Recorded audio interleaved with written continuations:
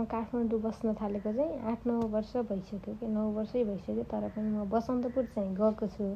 तर बाहिर घुम्ने अनि फिर्ता आउने, त्यो परिवारलाई चारा खुवाउने अनि फिर्ता आउने त्यस्तो भइरहेको थियो। सङ्ग्रहालयभित्र छिर्ने मौका चाहिँ मिलेको थिएन। आज चाहिँ साथी र म भएर दुवैजना गयौँ। पुराना कुराहरू रहेछ सङ्ग्रहालयभित्र, साह्रै राम्रो लाग्यो। पहिला अहिलेको जस्तो काठमाडौँ, पहिलाको काठमाडौँ एउटा ढलान घर पनि छैन। कति राम्रो बस्ती, कति एउटै किसिमको घरहरू, पुरानो यादहरू आज बसन्तपुर दरबार स्क्वायरले दिलायो। कति राम्रा कुदेका दरबारहरू। अहिले चाहिँ हामी 9 तले दरबारमा चढ्दैछौँ। कस्तो राम्रो रहेछ पहिलाको पुरानो सिडी, कुदेका मूर्तिहरू, काठहरूमा कुदेका विभिन्न चित्रकलाहरू यहाँ चाहिँ देख्न पाइयो। साह्रै नै राम्रो। हजुरहरू पनि काठमाडौँ आउँदा टाइम मिलाएर चाहिँ यहाँ चाहिँ जाँदा राम्रो हुन्छ। पहिलाको चुकुल, सन्दुक त्यस्तो टाइपको 9 तले। यो चाहिँ आँखी झ्याल भन्छ क्या, आँखी झ्याल। फेरि हजुरहरूलाई थाहा होला नि आँखी झ्याल।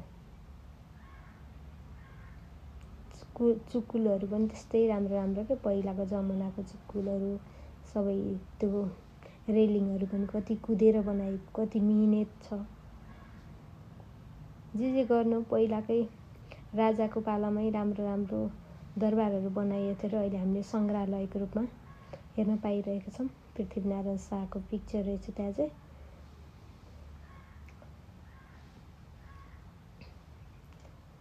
कति चुकुलहरू यस्तो कुदेका। अहिलेलाई हाम्रो लागि त धेरै नै नयाँ भयो नि त। अहिले त जमानै ढलानको घर यताउता आइसक्यो। यहाँ त धेरै नै पुराना किसिमका कुदेका मूर्तिहरू, कुदेका काठहरू, कुदेको काठबाट बनाइएका रेलिङहरू साह्रै नै राम्रो। मजाले घुम्यौँ हामी चाहिँ। बल्ल 4th फ्लोरमा पुगिरहेको छौँ। हामी चाहिँ जानुपर्ने 9th फ्लोरसम्म।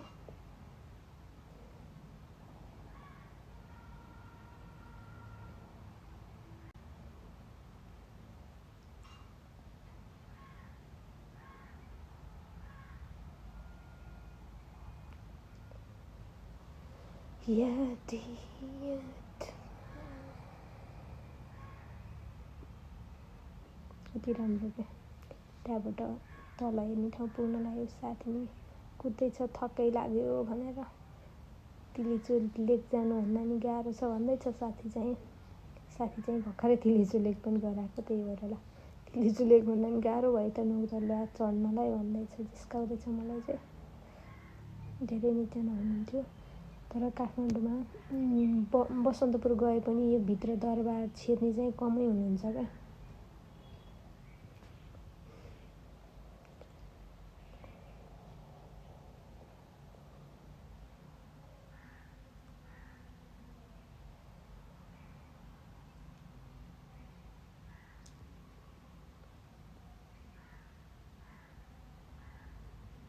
जब माथि पुगेपछि त साह्रै नै रमाइलो थियो। रुमहरू टाइपको यस्तो खुल्ला ठाउँ।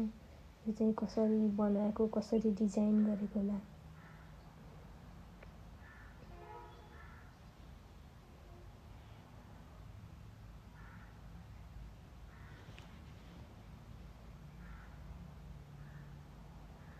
हामी चाहिँ लगभग पुग्यौँ टपमा। अब टपमा पुगेर चाहिँ तलको भ्यू हेर्न थाल्यौँ। अब चाहिँ आनन्द आँखी झ्यालहरू छ सबै। त्यहाँबाट चाहिँ तलको भ्यू साह्रै रमाइलो देखिन्छ। माथि 9 तला माथिबाट हेर्दा त साह्रै नै राम्रो। बसन्तपुरको वरिपरि भिडभाड यताउता, घरले भरिएको काठमाडौँ साह्रै नै रमाइलो। अनि मौसम पनि साह्रै राम्रो थियो क्या। त्यो कस्तो क्लियर देख्न पाएँ। साह्रै रमाइलो ठाउँ।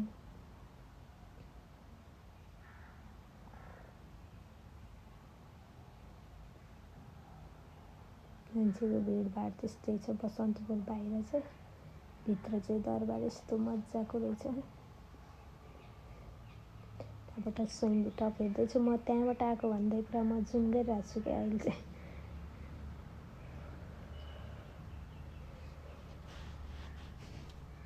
यो चाहिँ आँखी झ्यालबाट झ्याल खोली खोली हामी चाहिँ तलतिर हेर्न थाल्यौँ। किन भन्दा पनि आँखी झ्यालको चाहिँ विशेषता के भन्दा तलबाट माथि नदेखियोस् र माथिबाट तल चाहिँ के गतिविधि भइरहेको छ, तलतिर के क्रियाकलाप भइरहेको छ सबै हेर्नलाई मजा हुन्छ क्या। भनौँ न मजाले त्यसरी देखिन्छ क्या। त्यसरी आँखी झ्याल बनाएको नि त दरबार हो नि त यो त, भोलि जे पनि हुनसक्छ। त्यति बेला राज्य एकीकरणदेखि लिएर हरेक कुरा भइरहन्थ्यो। त्यो भएर तलको मान्छेले माथि सजिलै हेर्न नसकोस् र माथिकोले तल के गतिविधिहरू भइरहेको छ त्यो हेर्नुलाई सबैकै आँखी झ्यालै बनाएको छ। त्यहाँबाट मजाले भ्यू हेरेर हामी चाहिँ झऱ्यौँ। अझै त्यति मात्र त होइन नि त, माथिबाट हेरेर अझै धेरै नै कुराहरू हेर्न बाँकी नै थियो हामीले। सो बिस्तारै बिस्तारै आँखी झ्यालबाट तलतिरको भ्यू हेर्दै झर्दै गइरह्यौँ।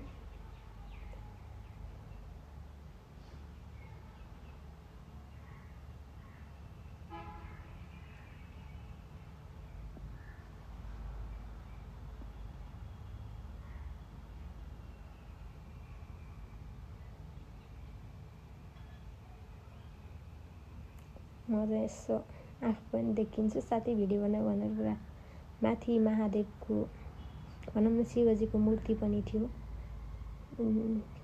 दरबारमाथि। तलबाट यति राम्रा कुदेका मूर्तिहरू छन् सङ्ग्रहालयमा। यहाँ त झन् यो चाहिँ गाडी नै रहेछ क्या, राजा वीरेन्द्रकै होला यो सायद।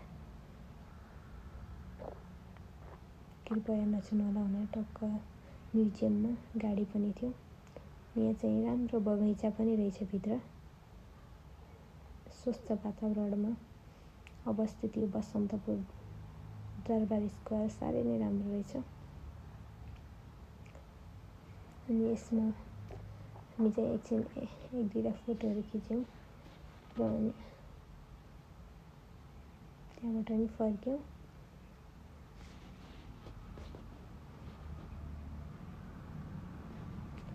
अब चाहिँ हामी लास्ट एउटा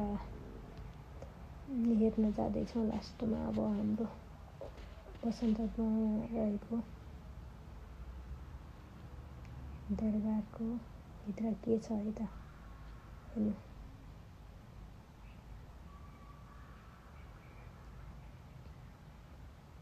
बाहिर चाहिँ साह्रै भिडभाड छ क्या बसन्तपुर, तर टिकट पनि धेरै नलाग्दो रहेछ। हजुरहरू पनि जान चाहनुहुन्छ भने शुक्रबार चाहिँ स्टुडेन्टलाई जम्मा 15 रुपियाँ र अनि नर्मल डेमा चाहिँ जसलाई पनि 50 रहेछ।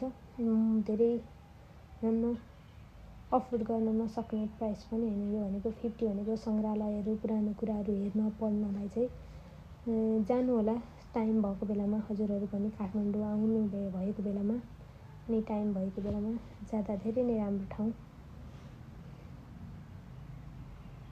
लास्टमा चाहिँ यस्तो राम्रो छ भित्र।